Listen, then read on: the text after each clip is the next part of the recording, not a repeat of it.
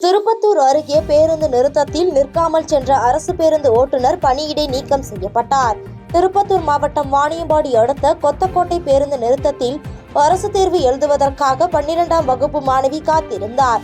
அப்போது ஆலங்காயம் செல்லக்கூடிய அரசு பேருந்து அங்கு வந்த நிலையில் பேருந்து நிறுத்தத்தில் நிற்காமல் சென்றுள்ளது. இதையடுத்து பேருந்தினை பிடித்தபடி மாணவி ஓடி சென்ற நிலையில் சிறிது தூரம் சென்ற பிறகு அரசு பேருந்து நிறுத்தப்பட்டது. இது தொடர்பான காட்சிகள் வெளியாகி இணையத்தில் வைரலாகியது. இதனையடுத்து தேர்வுக்காக பேருந்து நிறுத்தத்தில் காத்திருந்த மாணவிக்கு பேருந்தை நிறுத்தாமல் இயக்கிய அரசு பேருந்து ஓட்டுநர் பணியிடை நீக்கம் செய்யப்பட்டார்.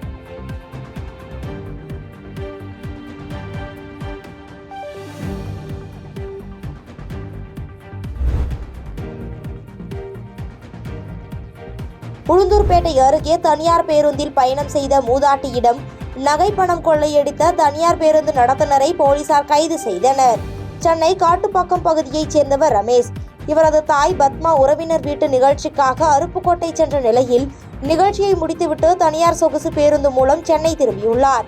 அப்போது நள்ளிரவு 1 மணி அளவில் கள்ளக்குறிச்சி மாவட்டம் உளுந்தூர்பேட்டையில் உள்ள பேருந்து நிறுத்தத்தில் பேருந்து நிறுத்தப்பட்ட நிலையில் தூங்கிக் கொண்டிருந்த பத்மாவின் பர்ஸ் திருடப்பட்டது. இது தொடர்பாக பத்மாவின் மகன் ரமேஷ் அளித்த புகாரின் அடிப்படையில் போலீசார் விசாரணை மேற்கொண்டனர்.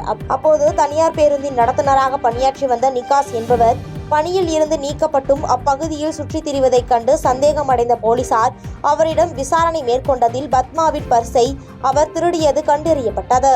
இதனையடுத்து அவரிடம் இருந்து 38,000 ரூபாய் மதிப்பிலான தங்க மோதிரத்தை பறிமுதல் செய்த போலீசார் நிகாஸை கைது செய்து சிறையில் அடைத்தனர்.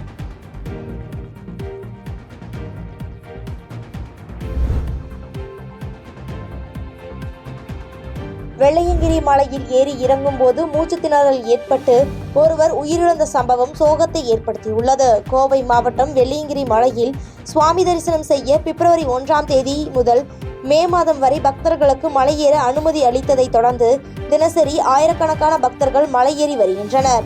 இந்த நிலையில் திருவண்ணாமலை மாவட்டம் பழையனூர் கிராமத்தைச் சேர்ந்த 40 வயதான சிவா என்பவர் தனது நண்பர்களுடன் சேர்ந்து வெள்ளையங்கிரிக்கு வந்துள்ளார். அப்போது 7 மலைகளையும் ஏறி சுவாமி தரிசனம் செய்துவிட்டு கீழிறங்கிய போது திடீரென மூச்சு திணறல் ஏற்பட்டு மயக்கமடைந்து சிவா உயிரிழந்துள்ளார். இதையடுத்து தகவல் அறிந்து சம்பவ இடத்திற்கு வந்த போலீசார் உயிரிழந்த சிவாவின் உடலை கைப்பற்றி பிரேத பரிசோதனைக்கு அனுப்பி வைத்தனர். தொடர்ந்து போலீசார் மேற்கொண்ட விசாரணையில் உயிரிழந்த சிவாவிற்கு 2 ஆண்டுகளுக்கு முன்பு இருதய அறுவை சிகிச்சை மேற்கொள்ளப்பட்டது தெரிய வந்தது. இருதய கோளாறு, சுவாச கோளாறு உள்ளிட்ட பிரச்சனைகள் உள்ளவர்கள் வெள்ளையங்கிரி மலை ஏறக்கூடாது என வனத்துறையினர் ஏற்கனவே எச்சரித்துள்ள நிலையில் மூச்சு திணறலால் ஒருவர் உயிரிழந்த சம்பவம் சோகத்தை ஏற்படுத்தியுள்ளது.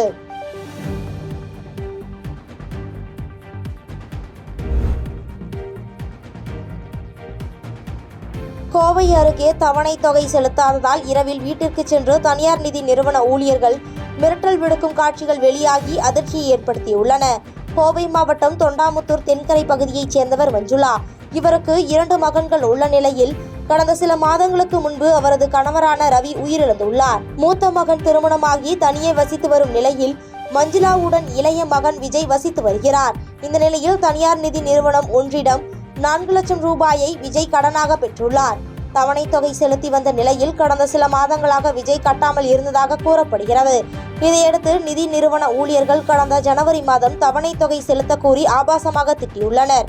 எனினும் பணம் இல்லாததால் விஜய் தவணை தொகை செலுத்தாததால் சம்பவத்தன்று விஜய் வீட்டில் இல்லாத போது வந்த தனியார் நிதி நிறுவன ஊழியர்கள் மஞ்சுளாவிற்கு மிரட்டல் விடுத்துள்ளனர். மேலும் தவணை தொகை செலுத்தாத வரையில் வீட்டை விட்டு செல்ல மாட்டோம் எனவும் கூறி அங்கேயே அமர்ந்துள்ளனர். விஜய் வீட்டிற்கு வந்து பணம் கொடுத்து விடுகிறேன் என கூறியும் வீட்டின் வாசலிலேயே அமர்ந்து தொடர்ந்து மிரட்டல் விடுத்தனர். இது தொடர்பான காட்சிகள் இணையத்தில் வைரலாகி வரும் நிலையில் இதுபோன்று மிரட்டல் விடும் நிதி நிறுவன ஊழியர்கள் மீது தகுந்த நடவடிக்கை மேற்கொள்ள வேண்டும் என சமூக ஆர்வலர்கள் கோரிக்கை விடுத்துள்ளனர்.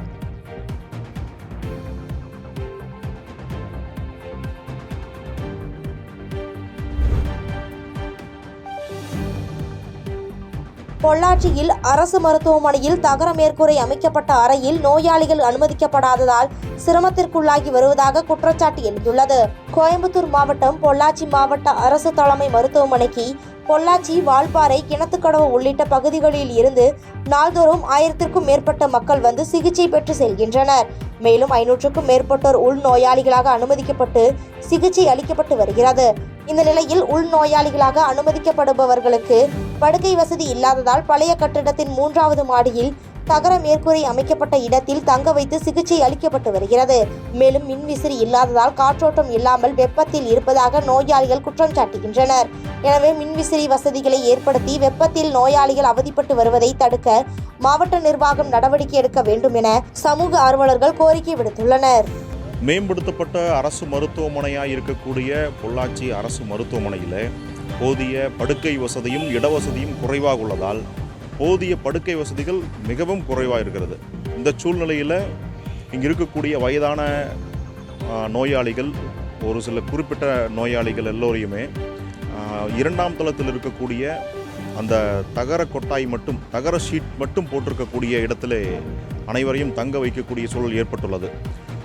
இங்கு 104 டிகிரி செல்சியஸையும் தாண்டி இந்த சூழ்நிலையில் வெயில் பரவக்கூடிய இந்த சூழலில் 104 டிகிரி செல்சியஸையும் தாண்டி வெயில் அதிகமாக இருக்கக்கூடிய இந்த சூழலில் இப்படிப்பட்ட வெப்பத்தை அதிகமாக ஈர்க்கக்கூடிய தகர செட் அமைத்திருக்கக்கூடிய இடங்களில் நோயாளிகளை படுக்க வைத்திருப்பதும் அவர்களுக்கு சிகிச்சை அளிப்பதும் என்பது மீண்டும் அவர்களுக்கு நோயை அதிகப்படுத்தக்கூடிய சூழல் உள்ளது.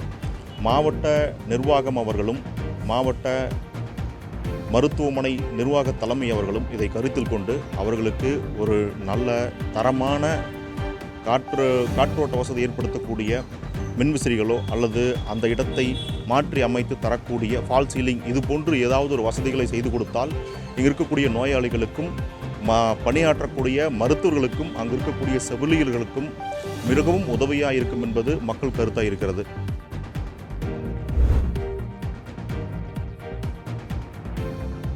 கரூரில் 5 வயதாகியும் தலை நிற்காமல் நடக்க முடியாமல் இருக்கும் குழந்தைக்கு மருத்துவ நிதி உதவி வழங்க வேண்டும் என மாவட்ட ஆட்சியரிடம் பெற்றோர் கோரிக்கை விடுத்துள்ளனர். கரூர் மாநகராட்சிக்குட்பட்ட கருப்பாயி கோயில் தெருவைச் சேர்ந்தவர் நாராயணசாமி. இவரது மகளான சம்யுக்தாவிற்கு 5 வயதாகியும் தலை நிற்காமலும் நடக்க முடியாமலும் இருந்து வருகிறார். இந்த நிலையில் படுத்த நிலையில் இருக்கும் சம்யுக்தாவிற்கு பல்வேறு மருத்துவமனைகளில் சிகிச்சை பெற்றும் எவ்வித முன்னேற்றமும் ஏற்படாமல் இருந்துள்ளது. மேலும் சிகிச்சைக்கான செலவும் அதிகரித்து வந்துள்ளது. இந்த நிலையில் போதிய நிதி இல்லாத காரணத்தால் தனது மகளின் மருத்துவ செலவுக்காக அரசு நிதியுதவி வழங்க வேண்டும் என கோரிக்கை விடுத்து குழந்தையின் பெற்றோர் மாவட்ட ஆட்சியரிடம் மனு அளித்தனர். பொதுமக்கள் குறைதீர் கூட்டத்தில் மனு அளித்த பெற்றோர் நிதியுதவி வழங்க வேண்டும் எனவும் கோரிக்கை விடுத்தனர். பிசியோ மட்டுமே பண்ணிக்கிட்டே இருக்கும்போது அதோட இடையில எலும்பு வருது. இப்போ அதை நான் ரெடி பண்ணி இப்போ தான் அந்த குழந்தைய ரெடி பண்ணியிருக்கோம். இப்போ அதனால் ஃபிசியோவை கட் பண்ணி வச்சுருக்கோம். இப்போ 1 மணி நேரம் 2 மணி நேரம் ஃபிசியோ பண்ணுறதுனால எங்களுக்கு அந்த எங்களுக்கு சாட்டிஸ்ஃபைடாக ஆகலை. அதனால் ஒரே இடத்துல இருந்து 1 இயர் இருந்து பண்ணுறோம், 2 இயர் இருந்து பண்ணுறோம் அப்படிங்கும்போது அதோட வேல்யூ வேறு மாதிரி இருக்கணும். அங்கே இருக்க டாக்டர்ஸும் சொல்லியிருக்கிறாங்க, இந்த பொண்ணு அதிகபட்சம் எங்களால் 7 மாதத்துக்குள்ளே நாங்கள் காப்பாற்றி கொடுக்க முடியும், நீங்கள் எவ்வளோ சீக்கிரம் எங்கள்கிட்ட தங்க முடியுமோ தங்குங்க அப்படின்னு அவங்க சொன்னதுனால இப்போ ஏதாவது ஒரு நிதி வேணும் அப்படிங்கிறதுக்காக நாங்கள் மாவட்ட ஆட்சியரை பார்த்து பண்ணி கொடுத்துருக்கேன். அதுவும் இல்லாமல் மற்ற நண்பர்களுக்கு சேர்ந்து நான் இந்த வீடியோவை பதிவுக்கிறேன். இது என்ன பண்ண முடியும், என்ன செய்ய முடியுங்கிறது இனிமே கவர்மெண்ட்டும் மக்களும் தான். பாதகம் செய்பவரை கண்டால் நாம் பயம் கொள்ளலாகாது பாப்பா. மோதி மிதித்து விடு பாப்பா, அவர் முகத்தில் உமிழ்ந்து விடு பாப்பா. அண்மை செய்திகளை உடனுக்குடன் தெரிந்து கொள்ள இணைந்திருங்கள் எம் நாடு தொலைக்காட்சியுடன்.